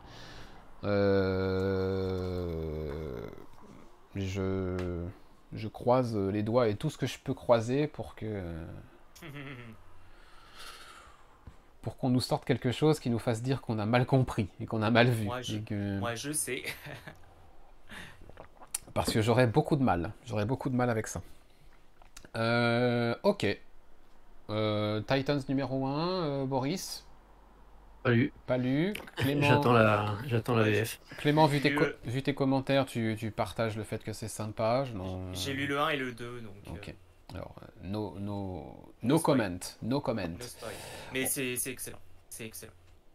On continue. On va continuer avec toi, Clément. Justement, tu vas nous faire un diptyque de Superman, Action Comics 1055, et Superman 5. Je n'ai pas le Superman 5, donc ce sera le Superman 4 à l'écran. D'accord. Donc on continue toujours, donc c'est assez long comme arc. Donc on est toujours en Action Comics sur le format anthologique et Superman sur une histoire à part entière. Alors je dois avouer, j'ai lu les numéros hier, je dois avouer quand même que je commence à avoir une préférence entre les deux titres. Pour Action Comics, je pense. Non. Ah bon? Pour Superman. D'accord. Ouais, ça prend En fait, pourquoi? Parce que c'est très con, hein, mais en fait, la fin du numéro 5 prend une direction qui m'intéresse, D'accord. Voilà, qui commence à m'intéresser beaucoup. C'est vraiment une petite préférence, parce qu'en vrai, le Action Comics, j'aime beaucoup aussi. On est toujours sur... Il y a toujours cette histoire qui est supérieure. La première histoire me plaît quand même davantage que les deux autres. Alors, Lois and Clark 2 est bien, mais bon, je trouve que ça tourne un peu en rond. J'arrive pas trop à voir où on veut aller. Je crois que c'est Jorgens qui est derrière. J'ai un peu de mal à voir. Bon, et toujours pareil, hein, l'histoire sur Steel, bah, clairement, c'est juste fait pour introduire la nouvelle série. Sur Steel, la première est plutôt cool. Donc c'est assez efficace, hein. C'est efficace, c'est plutôt sympa, mais c'est vrai que j'ai une préférence je commence à avoir une préférence pour l'histoire Superman 5, mais globalement, ça confirme l'impression qu'on est sur deux très bons titres. Et ça fait du bien de lire des choses, des bonnes histoires sur Superman. Ça fait vraiment du bien. Superman a quand même été maltraité depuis une dizaine d'années, je dirais. Et la venue de Bendis, ça n'a pas fait du bien. Et n'en parlons pas. Donc c'est plutôt... voilà, c'est plutôt cool. J'attends de voir où on va aller. Mais c'est vrai que ce que nous propose Williamson sur Superman, j'aime beaucoup parce qu'on a... on est sur... comment dire, sur une histoire, sur un statu quo qui est introduit depuis le numéro 1 qui est particulièrement intéressant vis-à-vis de Lex Luthor. Et moi j'attends de voir parce qu'on est sur une suite qui est plutôt pas mal avec... Alors honnêtement les deux antagonistes, alors j'ai un trou de mémoire sur les noms des docteurs, enfin je sais plus. C'est pas grave. Mais je les ai pas parce que j'ai pas lu depuis 2 mois donc. Ouais, donc on peut croire assez anodin. Et le numéro 5 se termine d'une façon qui est de dire ok, faut voir ce que ça va donner. Mais voilà, c'est très sympa. Bon, alors le Superman, ça a quand même une dimension d'avantage blockbuster, je dirais. Euh, mais c'est efficace et c'est très plaisant à lire. C'est très plaisant à lire. Ok, parfait. Parfait. On va donner la possibilité à Boris de nous parler de Season of Teeth, numéro 2. C'est gentil, merci. Donc c'est Dan Waters au scénario, Sébastien Cabrol et Dan Jackson au dessin et à la colorisation. Alors j'ai parlé du premier, j'avais été un peu surpris par ce que c'était en fait. Je savais pas du tout à quoi m'attendre et ça avait un aspect un peu étrange, comme c'est une mini en 4. J'avais l'impression que c'était un peu des épisodes indépendants et ça l'est plus ou moins. Alors on retrouve le même personnage que dans le premier épisode, ce photographe là qui cette fois-ci va tenter de prendre en photo aux côtés de stars de la photographie, on va dire, hein, des grands maîtres qui travaillent pour les journaux, etc. Cette fameuse déité là qui représente cette fois-ci l'été, puisque à chaque saison on va avoir un épisode et chaque saison est représentée par une espèce de créature divine assez étrange et plutôt maléfique, auprès de laquelle il vaut mieux éviter de s'approcher. Donc on retrouve ce personnage et on va le suivre dans sa quête de la photo qu'il faut prendre, et tout en découvrant un petit peu son passé. Et bien maintenant que j'ai compris un peu comment veut construire sa série de Dan Waters, j'avoue que j'ai bien accroché à ce deuxième épisode. C'est plutôt bien fichu, ça peut faire une histoire en un, hein, sans qu'on ait suivi le premier épisode, mais il arrive quand même à étoffer un peu le background du personnage principal, et puis graphiquement, Bastien Cabrol, ça le fait quand même, hein, avec aussi bien dans l'aspect des personnages humains, voilà, dans le côté intime un peu qui fonctionne bien, que dans le côté spectaculaire avec cette créature vraiment assez effrayante. Et il y a un peu d'émotion aussi, ça fonctionne pas mal. Moi j'ai trouvé que ce deuxième épisode fonctionnait bien et s'intégrait bien à la suite du premier. Donc je suis pas mécontent d'avoir continué, et je pense que bon, au final ça fera pas un chef-d'œuvre, mais ça fera si ça continue comme ça fera une bonne lecture en 4, assez originale, puisque au départ, voilà, le pitch de base est pas très commun, donc non, plutôt satisfait de cette lecture. Ok, cool. Peut-être en graphique, non, en TP, pardon. Pour moi. Oui, Continuons. Allez, je vais faire deux numéros 1 rapido, parce que il n'y aura pas forcément besoin de plus. Le premier, c'est Green Lantern, de Jeremy Adams, avec Xermanico au dessin, et qui dit Xermanico dit c'est très beau, voilà. Et puis on a la suite de l'histoire principale de Green Lantern, une histoire sur John Stewart qui s'appelle Homecoming, par Philip Kennedy Johnson. Encore lui, décidément. Il est assez présent. Retour de Hal Jordan sur Terre, intéressant dans le sens où il y a vraiment le côté, c'est ce que j'avais pu dire quand j'avais donné mon avis la semaine dernière. Le côté intéressant, c'est le côté public et off de Hal. C'est-à-dire qu'en public, il fait bonne figure, il reprend sa vie un peu là où il l'avait laissé avant de quitter la Terre. Il retrouve Carol Ferris, il repostule pour bosser dans son entreprise en tant que pilote, il fait un peu le showman, le casse-cou, etc.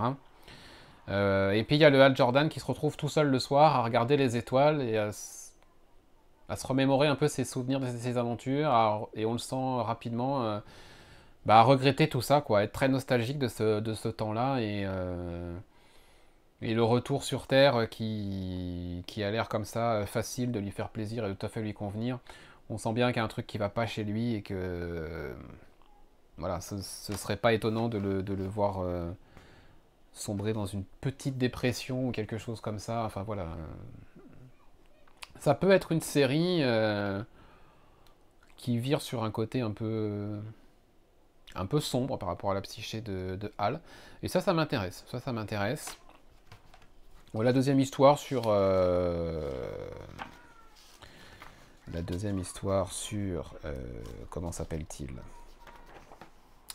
Jon Stewart fonctionne bien. Fonctionne très très bien. Elle est assez émouvante par moment. Il y a aussi Guy Garner qui est là. Ma foi, c'est un premier numéro sympathique, qui fonctionne bien, qui donne envie de continuer. Ce sera sans doute plutôt en TP pour ma part, parce que je suis pas assez fan de Green Lantern pour suivre ça en single mensuellement. Mais en tout cas, c'est un numéro 1 qui lance bien le truc. Voilà. Et puis l'autre numéro 1, toujours dans le Dawn of DC. J'essaie de lire tous les numéros 1 du Dawn of DC. Celui-là, de toute façon, je risquais pas de le rater pour rien au monde, puisqu'on parle de Dan Mora et de Mark Waid. C'est Shazam. Déjà la couverture, je pourrais la regarder pendant des heures, je veux ça en poster tous les jours, quoi, dans toutes les pièces. Elle est incroyable cette couverture. Et puis regardez la scène d'ouverture, Shazam, ou plutôt Captain Marvel, puisqu'il a repris ce nom-là, et c'est la première surprise de voir le fait que ce nom-là soit à nouveau utilisé. Je me dis, tiens, il y a eu un truc en termes de droit qui s'est réglé, je sais pas, en tout cas, Shazam s'appelle de nouveau Captain. On l'appelle Captain pendant tout l'épisode, mais si on regarde bien en fond, dans les cases, etc., le nom Captain Marvel est bien écrit plusieurs fois, donc c'est tout à fait assumé jusqu'au bout. Donc tant mieux. Tant mieux, c'est expliqué pourquoi il a changé de nom. Il l'explique lui-même pourquoi il s'appelle plus Shazam, et comment on en est venu à le nommer Captain, et pourquoi ça lui va tout à fait. C'est assez cool. Visuellement, c'est une démonstration. Il n'y a pas d'autre mot. Et en termes d'histoire, Mark Waid, depuis qu'il est revenu chez DC, on sent qu'il se fait plaisir, qu'il est revenu à la maison. J'ai l'impression qu'il s'éclate comme jamais. Ce qu'il fait sur Batman Superman, ce qu'il fait maintenant sur Shazam. C'est vraiment cool. C'est vraiment cool. Il nous parle de Shazam, il n'oublie pas de nous parler de Billy Batson, de la Shazam Family, on va dire. Il y a un petit caméo ici qui est absolument incroyable. Je vais essayer de vous mettre en gros plan. Voilà ce que regarde Shazam à la télé. Excellent. Adam West est très présent dans les titres d'ici en ce moment. Voilà, on n'oublie pas de nous parler de Billy. Il y a même un passage assez intéressant où Billy nous explique lui-même pourquoi c'est important pour lui de ne pas être tout le temps Shazam, alors que Shazam il est pourtant surpuissant, il a les pouvoirs de plusieurs dieux, etc. Donc du coup on pourrait se demander mais pourquoi il a besoin de redevenir Billy de temps en temps. Et il le dit, et c'est assez intéressant, la raison pour laquelle il a besoin de se transformer et de redevenir Billy Batson régulièrement. C'est vraiment chouette. On n'en oublie pas de nous mettre en place une petite intrigue mystérieuse, menaçante, dans l'ombre, etc. Ça fait son taf de numéro 1. Il y a la nostalgie, le développement du personnage, son évolution avec son nouveau nom, un petit mystère en fond qui est assez léger pour le moment, mais qui s'annonce quand même assez intéressant. Une référence à Dark Crisis, enfin tout est là. Pas à Dark Crisis, à Lazarus Planet, pardon. Voilà, tout est là. Ça va sans doute être une chouette série, ça. Mark Waid, Dan Mora, le nouveau duo à suivre chez DC. Voilà. Je suis le seul à l'avoir lu, ce Shazam? Oui. Ok. Oui. On va rester chez DC avec Clément. Tu vas nous faire un diptyque Batman. Tu vas commencer par Batman 135-136, c'est-à-dire 900 et 901. Et ensuite, tu nous feras le What Might Present Generation Joker de Sean Murphy. Allez. Ouais. Alors, et je sais qu'on aura sans doute un petit avis différent sur le Batman. C'est pas grave, ça. 134 Non. 135. Je viens de le dire, j'ai bugué. 135. Donc le Batman 135 qui est la fin, je crois, de Failsafe. C'est la fin de Failsafe. C'est la fin de la grande partie autour de Failsafe, je pense. Ouais, je sais pas si c'est considéré comme un arc différent, mais enfin, prenons ça sur la fin de ce grand arc sur Failsafe. Alors, qui parle aussi, parce qu'après c'est aussi le propos, d'ailleurs assez surprenant en soi, d'avoir ça sur Batman, sur du multivers. Et donc on est sur un numéro en fait qui se veut hommage parce que c'est l'équivalent du numéro 900 Legacy, ce qui s'appelle maintenant le fameux Legacy 900, et je peux pas m'empêcher de penser à Public Domain Mhm. par rapport à ça. Donc on est sur d'ailleurs un issue plus long que la normale, je crois. Ah oui, oui. Beaucoup plus long On d'ailleurs. l'a bien senti d'ailleurs. Qui se veut hommage, au multivers et en l'occurrence sur les différentes itérations de Batman. Donc que moi, enfin, à titre personnel, j'ai beaucoup aimé parce que c'est vrai que j'ai trouvé ça plutôt bien amené sur les différentes itérations. Euh, et encore plus, je crois, quand je l'avais lu, j'avais dû le lire à peu près quand j'étais allé le voir ce Flash. Donc c'est vrai que quand on lit ce numéro et à côté qu'on a vu The Flash, ça fait quand même assez plaisir parce que pour le coup, c'était plutôt bien amené et j'ai trouvé que le propos derrière était assez intéressant de ce point de vue-là. Donc pour moi, ça a été globalement une réussite. Euh, et ensuite, on a ce numéro donc, qui est la suite directe, qui est le 136, du coup. Donc là, qui entame un nouvel arc, qui démarre assez mollement, assez mollement, mais qui se termine d'une façon où je me dis, où va nous amener Zdarsky, parce que manifestement, vu comment ça se termine, on va avoir les conséquences. On va avoir les conséquences de tout ce qu'a connu Bruce Wayne, Batman, par rapport à ça, par rapport à PXF, et potentiellement, ça peut donner quelque chose d'intéressant. Donc voilà, ça m'intrigue, ça intrigue. Ça intrigue. Même si je sais que ça peut faire débat, puisque ça peut ne pas être la direction qu'on aimerait avoir pour le titre Batman.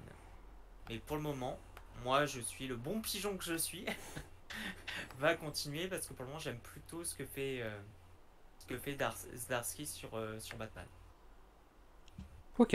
Je reconnais que le côté multivers est intéressant, les caméos sont cool, etc.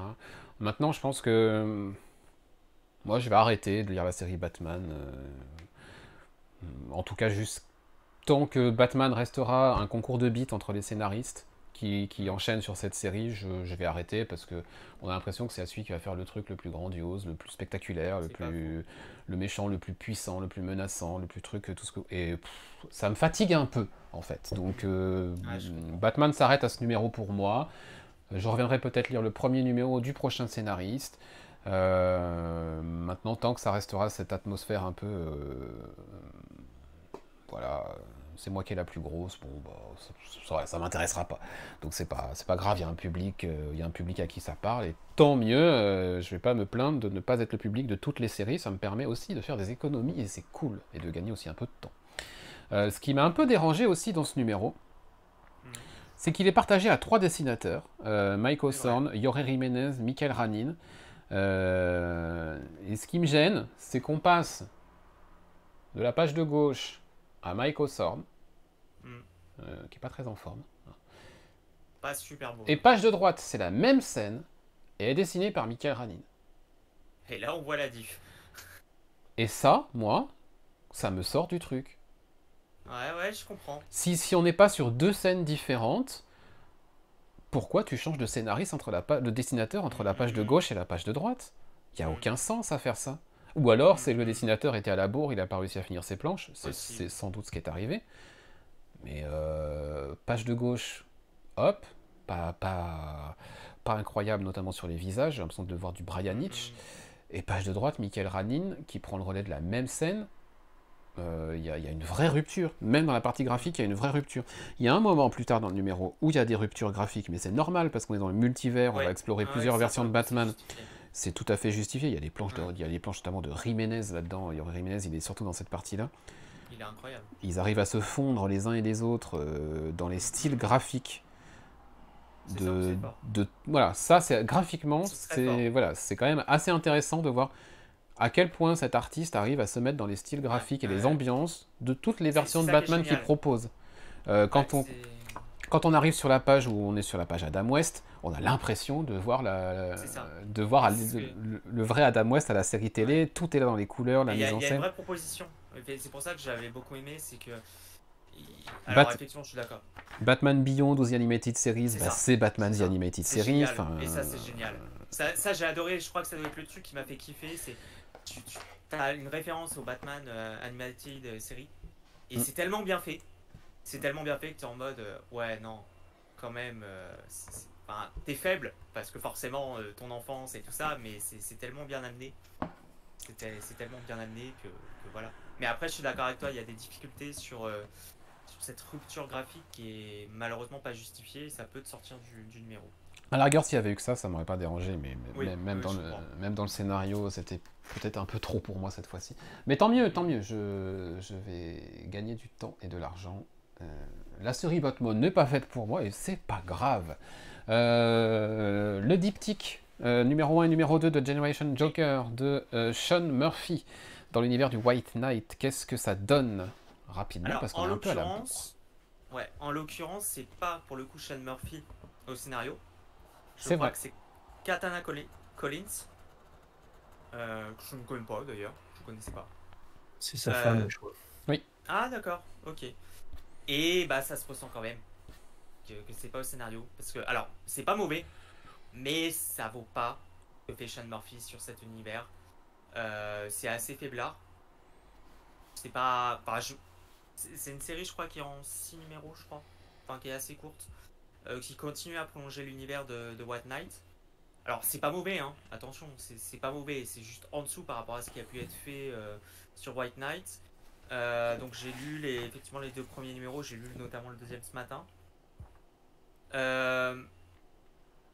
J'ai un peu de mal à voir où veut aller le scénario. Donc, c'est forcément fait aussi en lien avec Sean Murphy. Un peu de mal à voir.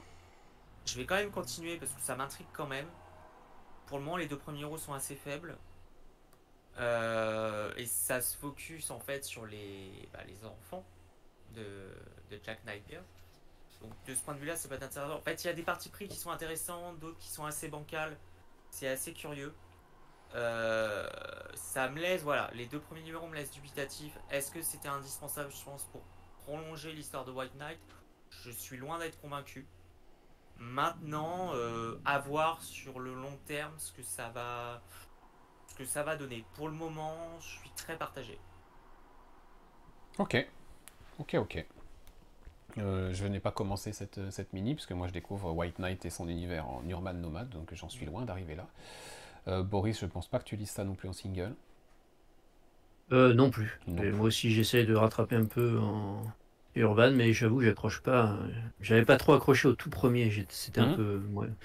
J'essaye de reprendre là, mais moi, l'écriture de Murphy me passionne pas. J'aime bien son dessin, mais je trouve que son écriture, enfin, ça me convient pas. Moi, j'arrive pas à rentrer dedans. Donc, mais Katana Collins, c'est elle qui avait fait la mini sur Harley Quinn dans cet univers. Ah oui, c'est elle. Oui. Ah d'accord, j'avais pas capté. Qui Qui était très bien d'ailleurs. Oui, qui a priori a bonne réputation. Donc, après, mais, c'est peut-être les personnages, parce que là, c'est vrai qu'on est sur les gosses. Peut-être le problème vient peut-être plus des personnages dans ce cas. C'est possible.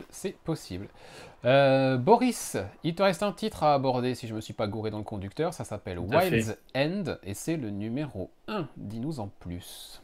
Alors, Wild's End, c'est l'adaptation en comics de La Guerre des Mondes de H.G. Wells par Dan Abnett et I.N.J. Kuelbard. Ok. Les 2 premiers tomes sont sortis chez Kinaï en VF. Et c'est très très bon. Et la troisième, ce qui a priori est la troisième mini-série, j'avoue que j'ai essayé de rechercher, je suis pas sûr, mais a priori c'est la suite. Troisième mini-série, là, vient de démarrer, donc en VO, en single. Je dis que je suis pas sûr parce que l'épisode, alors il y a longtemps que j'ai lu les 2 premiers, mais ça a l'air de partir un petit peu sur une autre chose, mais peut-être que ça va se reconnecter après, j'en sais rien. Donc c'est une histoire anthropomorphique, c'est-à-dire que ce sont des animaux qui jouent les rôles des humains. Et donc là, on se retrouve dans un petit port anglais, a priori, où un groupe de pêcheurs constitué de personnes de la même famille et puis d'autres personnes en plus, partent pour plusieurs jours en pêche. Donc on va suivre un peu et découvrir les personnages au fur et à mesure de leur interaction sur le bateau. On va voir que voilà, certains sont pas forcément à leur place et qu'il y a des secrets plus ou moins enfouis qui ressortent, et puis ils finissent par être coupés complètement de la Terre parce que les communications ne fonctionnent plus. Et donc ils vont quand même réussir à rentrer à bon port, je puis dire. Et là, ils vont découvrir un mystère que je ne vais pas révéler, donc ça fait tout le sel du cliffhanger, on va dire. Et c'est... alors là, tout à l'heure, on parlait de série qui prend son temps. Là, c'est vraiment une série qui prend son temps, puisque les 80% de l'épisode, ce sont des dialogues entre les personnes, et que voilà, on découvre un peu leurs relations et leurs antagonismes. Mais moi, j'ai bien aimé. Et puis, c'est vrai que le mystère révélé sur la fin, là, donne carrément envie d'aller voir la suite. Donc, une bonne lecture. Ingy Kelbard, au dessin, moi, j'aime beaucoup. C'est celui qui a dessiné Everything avec Christopher Cantwell notamment, et puis Salamandre, dont on a. Donc moi j'aime beaucoup ce dessinateur, et puis l'écriture de Dan Abnett, on est loin évidemment de ce qu'il a pu faire dans le Cosmic Marvel ou ce genre de choses, mais ça fonctionne très bien. Donc je suis bien accroché. Alors l'argument supplémentaire qui me fait prendre ça en VO, c'est que Kinaï a dit que les tomes VF c'était très mal vendu et qu'ils n'étaient pas sûrs du tout de publier le tome 3 si jamais, quand il sortirait quand il serait complet, on va dire, en VO. Donc là, c'est si parti, donc voilà, dans 6 mois, c'est fini. Et je suis pas sûr que ça sorte en VF, donc bon, voilà, j'ai choisi de le prendre en VO, de le suivre. Comme ça, j'aurai normalement ce qui est la dernière mini-série, mais pour l'instant, le lien avec les deux premières est quand même assez flou, ou alors vraiment j'ai tout oublié. Mais je crois pas. Alors peut-être que c'est une autre histoire qu'ils adaptent je sais pas. Je verrai bien. Je vais en parler de toute façon à chaque fois quand j'aurai lu un épisode. Donc je pourrais dire si c'est toujours inscrit dans le même univers et la même histoire. Okay. Mais bon, même si on n'a pas lu les 2 premiers tomes, ça peut se lire tout à fait. On peut prendre cette mini-série sans avoir lu les autres et démarrer là-dessus. Donc moi, très, très bonne lecture. Parfait. Il nous en reste encore un chacun. Clément, c'est à toi de conclure avec ton dernier titre qui est Dark Knights of Steel, le fantastique Dark Knights of Steel, numéro 11. Oui, fantastique dans tous les sens du terme, donc à un numéro de la fin.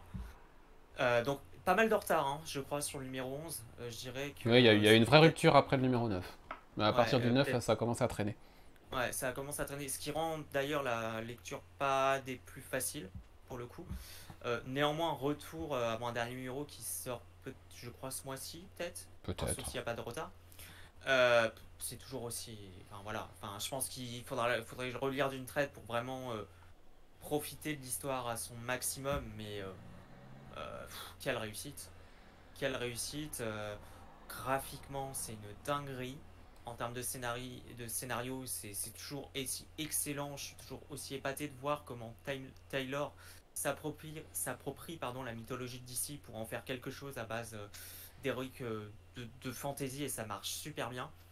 Et on a un dernier numéro qui se termine avec un cliff qui annonce du lourd pour la suite, et vraiment c'est une réussite totale, même si ce qu'on vient de dire, même si malheureusement la lecture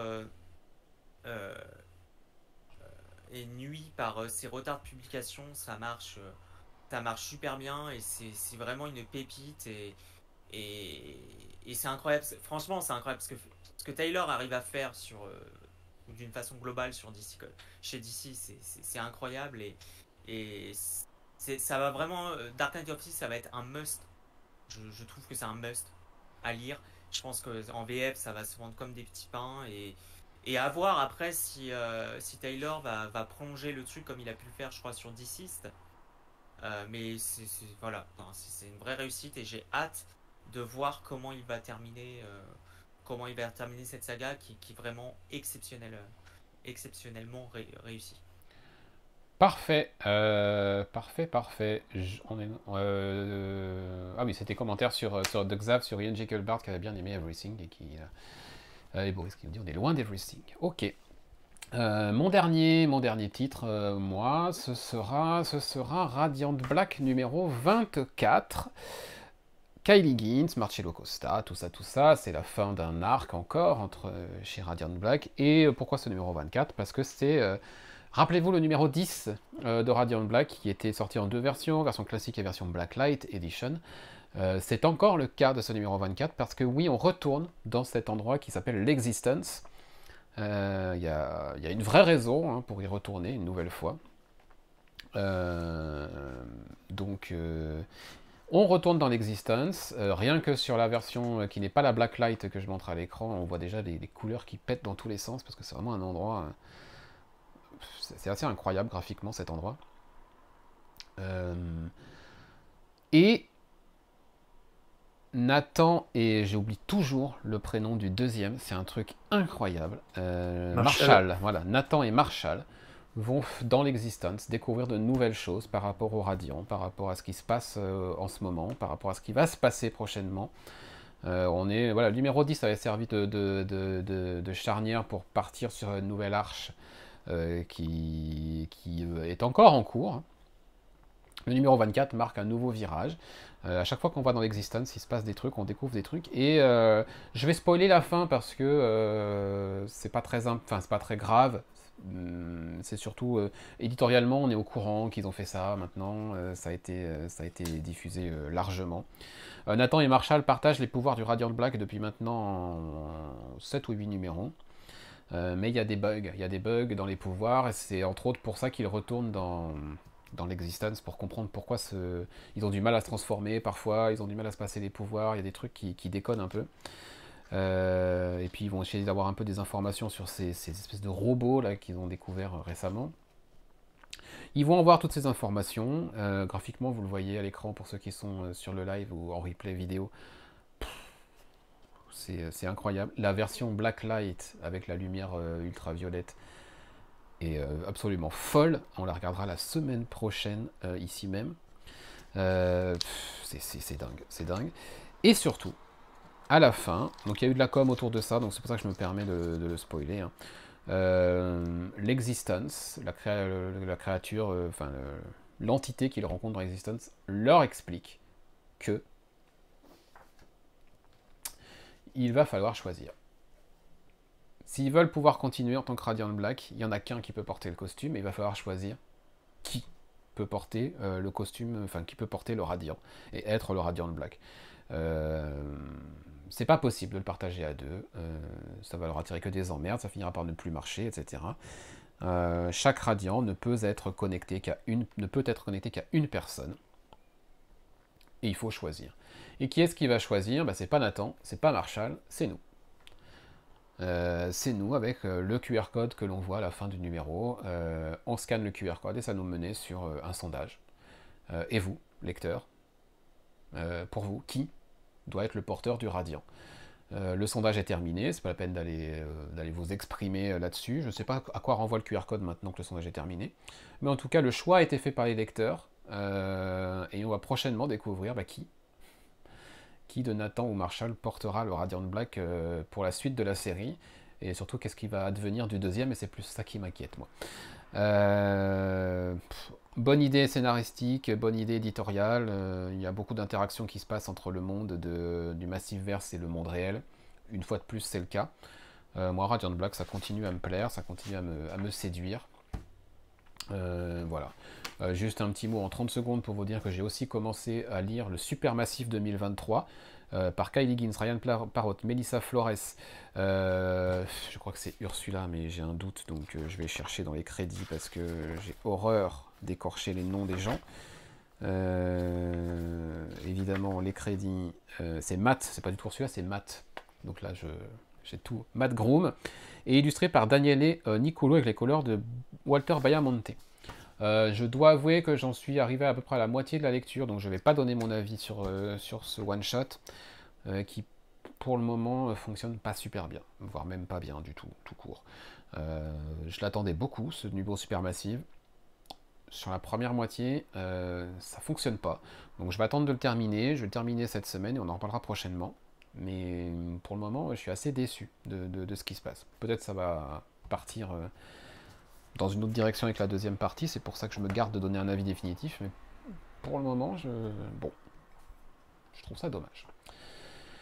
Voilà qui conclut cette salve de chronique pour juillet. Le replay vidéo sera dispo très rapidement sur YouTube.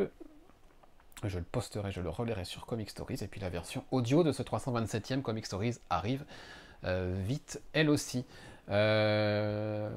Messieurs, la question habituelle avant de terminer ce numéro, quelles sont vos 2-3 lectures que vous attendez le plus de lire en juillet et dont vous nous parlerez à coup sûr le mois prochain?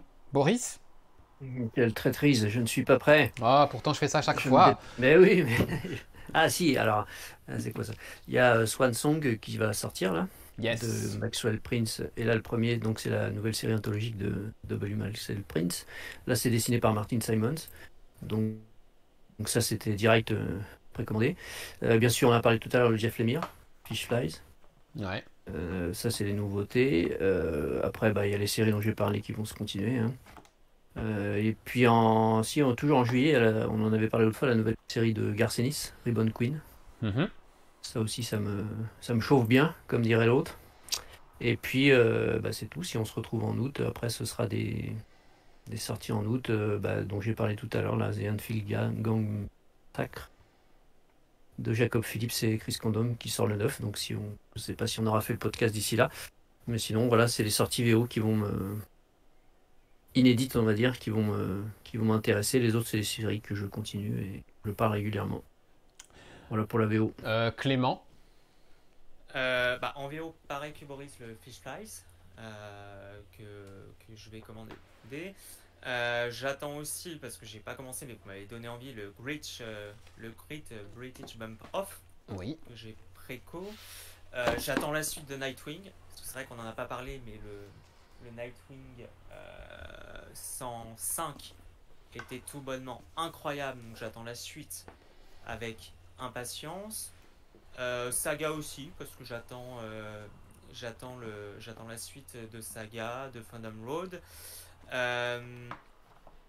Et en VF, je pense que je vais me laisser tenter parce que je crois qu'il sort très bientôt le nouveau Rambe chez Urban, si je dis pas de conneries. Oui. Et puis après les comics habituels avec des comics là, des séries qui vont sans doute se terminer. Alors au mois d'août pour le coup, je pensais à Dark Knight of Steel mais qui sort fin juillet début août. Pareil pour Adventures of Superman. Enfin, pas mal de choses là qui vont continuer à se terminer. Ok. Sur cette Les période-là. Ouais, les Ramvé, je vais faire les articles, les trois des 4 sorties là. Vous aurez mon avis cette semaine sur Comic Stories. Parfait. Semaine Ramvé en termes de chronique alors. Parfait.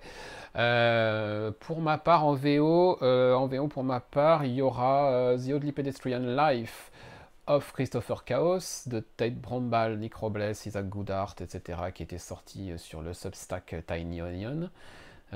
Qui sort en version papier chez Dark Horse, ça m'intéresse. Les numéros 1 du Dawn of DC que je dois continuer, toute la vague We Are Heroes avec We Are Legends pardon, avec City Boy, avec Spirit World, avec Vigil aussi. Voilà, tous ces numéros 1 là, le Brave and the Bold de Batman numéro 1. Voilà, évidemment la suite de cette incroyable chose qu'est World Tree. Le Flash 800, enfin voilà, il y a quand même pas mal de trucs qui m'intéressent pour le mois à venir, et puis la suite de ce dont on a parlé aujourd'hui, évidemment. Et puis en VF, Mundus et Big Under chez 404 qui sont dans ma pile. Les deux volumes. Il n'y a pas aussi en sortie là en juillet de première intégrale de Tortue Ninja? Évidemment, oui, évidemment. Chez iComics le 12. Ah, le 12. Aïe, aïe, aïe. 10 jours. J-10, exactement. Ça va faire partie des achats du mois de juillet pour ma part, effectivement. Ceci pour moi. Et puis peut-être me lire, si j'ai le time, un petit Chronicles de chez Urban. Peut-être le Flash. Voilà. Je les regarde derrière moi, et oui, ce sera sans doute le Flash. Ok. T'avais des trucs en VF peut-être, Boris, que tu as fait la distinction VO tout à l'heure? Ah bah oui, ça des trucs en VF, j'en ai un paquet. Là j'ai lu les... Bon, qu'est-ce qu'il y avait? Bonne question. Dans ma pile, j'en ai un paquet. Mince. S'il n'y en a pas qui te viennent en tête, c'est peut-être que... Si, mais pas aussi alors, prioritaire. oui, pas trop, non. Les Chronicles, effectivement, j'en ai un paquet à rattraper. Mm. Le Flash, le Batman que j'ai pas, et le JSA aussi. Ils en sortent beaucoup trop d'un coup. Bah là, ça a été un peu, ouais, ils ont été plus vite que moi, donc Ouais, j'ai eu un non, ça peu va de très, mal. très, ça va très très vite. Sinon, il y a le Lazarus tome 8, puisque Oui. c'est la série qui sortait chez Glénat. Moi, Urban l'a récupéré, donc il faut que je lise le tome 8. Et sans doute que je me remette en tête l'histoire, parce qu'il y a tellement longtemps que Ouais, le second tome est sorti. je pense prendre la Après, version intégrale. oui, bah prends l'intégrale. Moi, c'est vraiment une excellente série. Donc, si J'avais t'as lu pas commencé, Si, si, j'en ai lu 6 au moins, ah oui, chez d'accord. Glénat. Donc ça va être ouais, effectivement un gros plaisir à reprendre, même si j'ai un petit peu peur d'avoir un peu tout oublié. Moi, les Tortues Ninja, je suivais en les volumes précédents, donc je vais sans doute pas reprendre l'intégrale, même si elle a une bonne tête. Ouais. Et puis c'est surtout des lectures. Là, à juillet, il n'y a pas énormément de trucs. Enfin, j'en ai parlé un peu, hein, des Ramvé et tout ça, mais ça, je les ai déjà lus. Je vais en parler. Mais après, bon, il va y avoir une petite pause quand même pour l'été, donc je vais essayer de rattraper tout ce que j'ai pas encore eu le temps de lire des mois derniers. En gros, c'est ça. Sinon, il y a, j'en reparlerai, mais en fin août, il y a le deuxième tome de Friday de Ed Brubaker qui sort aussi chez Glénat. Il faudra qu'on en retouche un mot. Et puis voilà, bon, c'est tout, rien de plus. C'est déjà pas mal, c'est déjà pas mal. Merci messieurs pour cette salve du mois de juillet. On se retrouve donc au mois d'août pour la prochaine. Merci à ceux qui étaient dans le live pour commenter. On va continuer juste quelques minutes après, mais je conclus proprement ce podcast. On se retrouve donc le deuxième dimanche d'août pour la prochaine vague de chroniques, où il y aura pas mal de trucs que l'on vient d'évoquer, sans doute d'autres. Bon mois de juillet à tous et à toutes. Merci de nous avoir regardés ou écoutés si vous écoutez le replay. N'oubliez pas, vous avez encore quelques heures pour participer au concours Do a Power Bomb qui est en ligne sur tous nos réseaux. Ce sera à 20h pour le tirage au sort, donc il vous reste un peu de temps. Ça c'est juste pour ceux qui sont en live du coup. À très vite, bonne lecture d'ici la prochaine fois. Bye bye. À bientôt. À bientôt. Thank you.